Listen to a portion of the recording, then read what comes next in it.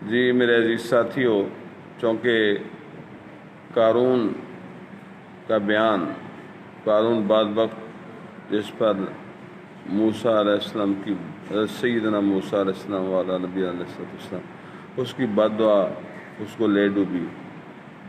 حضرت موسیٰ علیہ السلام کے زمانے کا بہت بڑا قارون، فرعون کا ساتھی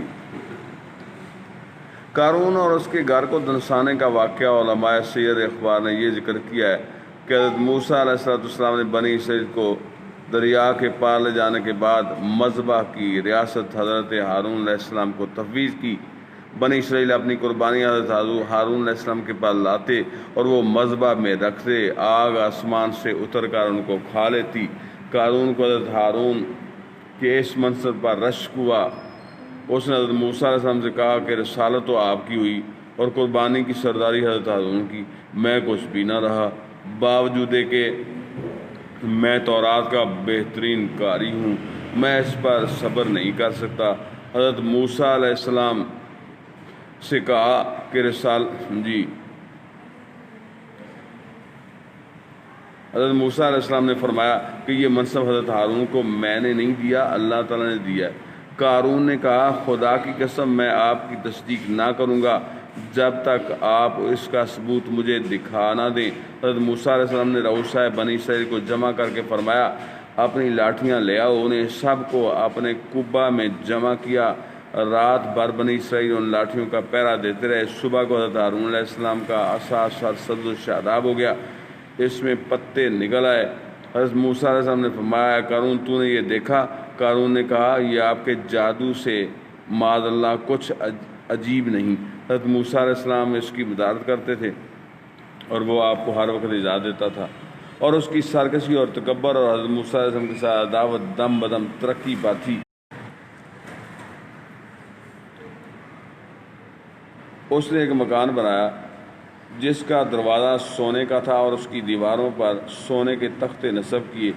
بنی اسرائیل صبح و شام اس کے پاس آتے، کھانے کھاتے، باتیں بناتے، اسے ہنساتے۔ جب زکوٰۃ کا حکم نازل ہوا تو قارون موسیٰ علیہ السلام کے پاس آیا تو اس نے آپ سے طے کیا کہ درم و دینار، مویشی وغیرہ میں سے ہزارواں حصہ زکوٰۃ دے گا، لیکن گھر جا کر حساب کیا تو اس کے مال میں سے اتنا بھی بہت کثیر ہوتا تھا۔ اس کے نفس نے اتنی بھی ہمت نہ کی اور اس نے بنی اسرائیل کو جمع کر کہا کہ تم نے موسیٰ علیہ السلام کی ہر بات میں اطاعت کی، اب وہ تمہارے مال لینا چاہتے ہیں، کیا کہتے ہو؟ انہوں نے کہا آپ ہمارے بڑے ہیں، جو آپ چاہیں حکم دیجئے۔ کہنے لگا کہ فلانی بادشاہ عورت کے پاس جاؤ معاذ اللہ اور اس سے ایک معاوضہ مقرر کرو کہ وہ حضرت موسیٰ علیہ السلام پر تہمت لگائے۔ ایسا ہوا تو بنی اسرائیل حضرت موسیٰ علیہ السلام کو چھوڑ دیں گے۔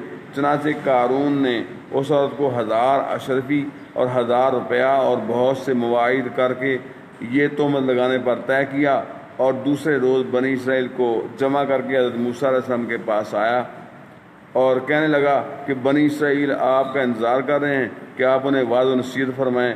حضرت تشریف لائے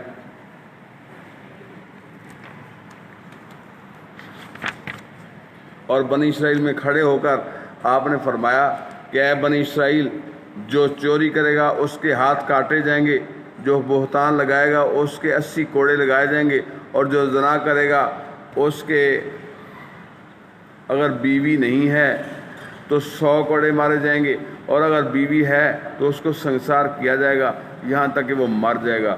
قارون کہنے لگا کہ یہ حکم سب کے لیے ہے، خواہ آپ ہی ہوں۔ فرمایا خواہ میں ہی کیوں نہ ہوں۔ کہنے لگا بنی اسرائیل کا خیال ہے کہ آپ نے فلاں بدکار اور اس کے ساتھ بدکاری کی ہے، معاذ اللہ ثم معاذ اللہ ثم معاذ اللہ ثم معاذ اللہ ثم معاذ اللہ۔ تو حضرت موسیٰ علیہ السلام نے فرمایا اس کی قسم جس نے بنی اسرائیل کے لیے دریا پھاڑا اور اس میں رستے بنائے اور تورات نازل کی، سچ کہہ دے اللہ۔ حضرت موسیٰ علیہ السلام نے فرمایا اسے بلاؤ۔